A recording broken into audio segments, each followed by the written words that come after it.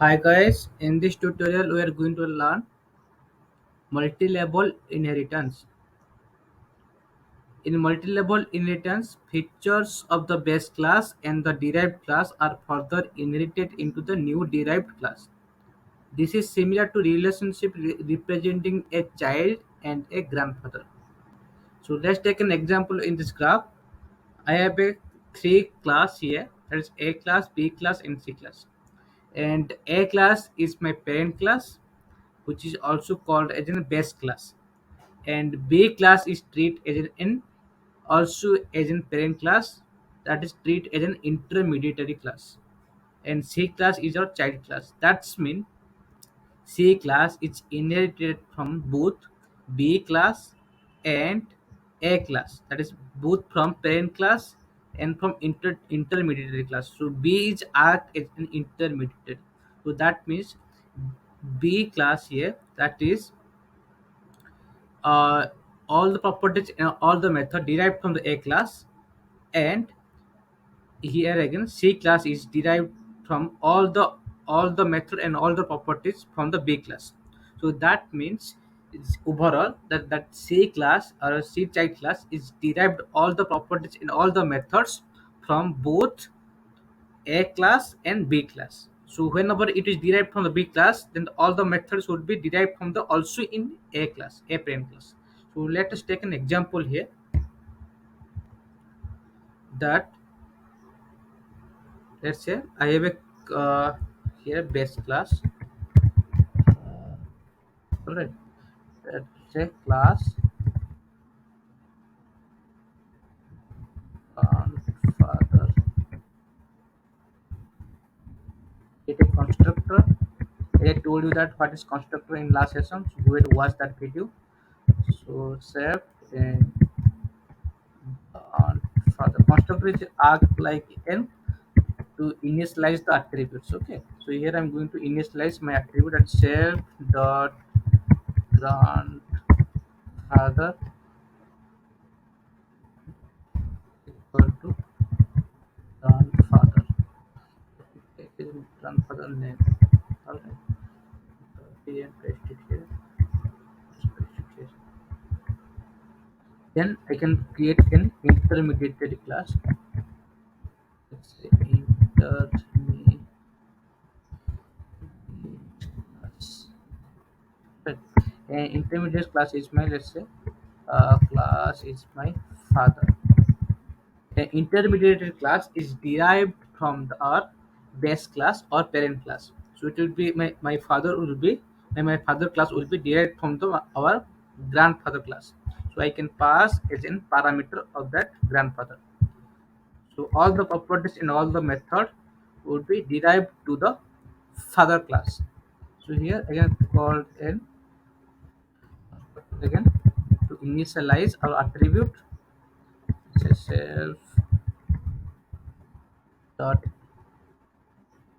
fa-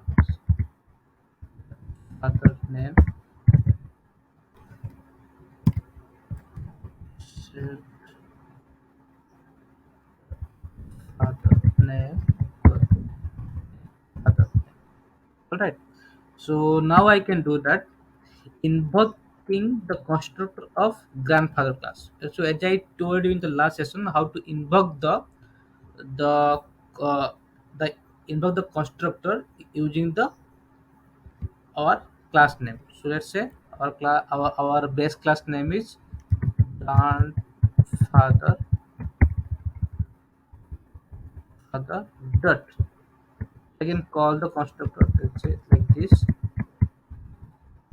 self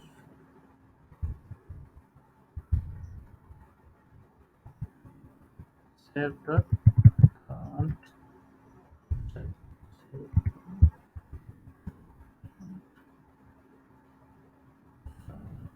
Sorry, this should be self comma also. Father name, let's say grandfather name. Alright, so here I can do that same thing. Grandfather name. Alright, so now I can create a child class or derived class. Derived class. Okay, say class son. Then I am going to derive from the or other class.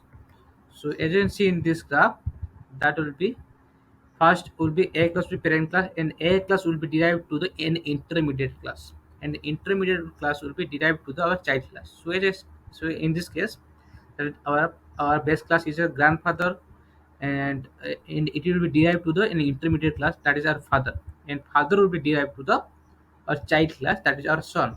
So here I'm going to derive from the father, and I create a constructor to initialize the object. Init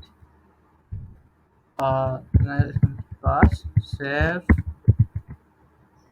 son name, father name, and let's say grandfather name. Class grandfather name. Alright. So now I can do, say, self dot son name equal to son name. Right. So now I can invoke the constructor of father class here. So I can do, let's say, it should be here inside, uh, inside this. All right. Here section name. Then I can say father dot init self father name and father. Right. So now I can do one thing. Create a method. The method is, let's say, print name. My method name is print name. I can pass the attribute that is self. Then I can print, let's say, print and father name. All right. Let's say self dot grandfather, and let me copy and paste it 3 times because I want to call the father name and son name as well. So I will change. This is my father name, and should change father name, and this should be my son name. So change the son name and change the son name. Okay. So now the method is ready, and we have to initialize our object. So let's say initialize the object. Okay. So now I have to, let's say, one variable is s1 equal to my derived class is son. So that's why I call the son is object, and let's say my here passing the three parameter, that is son name, father name, and grandfather name. So let's say my son name I'm passing, that is, let's say, Jami. Okay. And next is, let's say, my father name is, let's say, F. My grandfather name is, let's say, uh, let's say, Elif. Okay, something like that. So now I can do one thing, that I can, let's say, check my grandfather name. So I can show s1 dot my, let me copy grandfather name here, paste it. Now I can do to call the method name. So I can call the method name using the object. So s1 is my object. S1 dot a method is print name inside our derived class. That is print name. All right.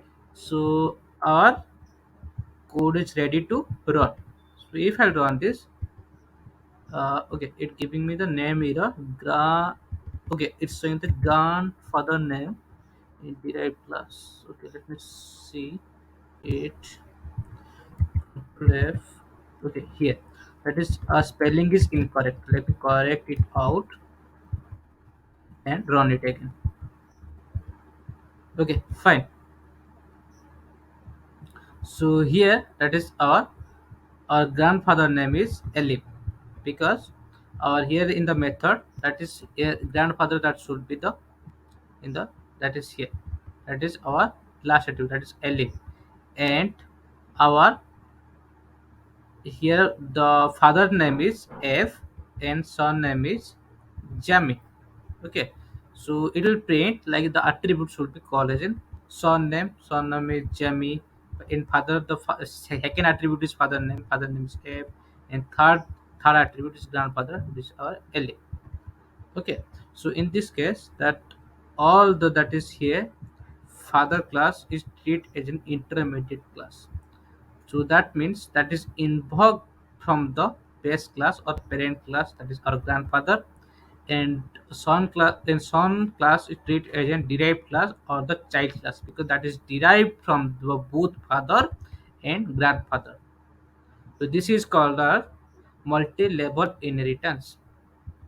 Okay, so in the next example, we are going to talk about the more deeply about the multi-level inheritance.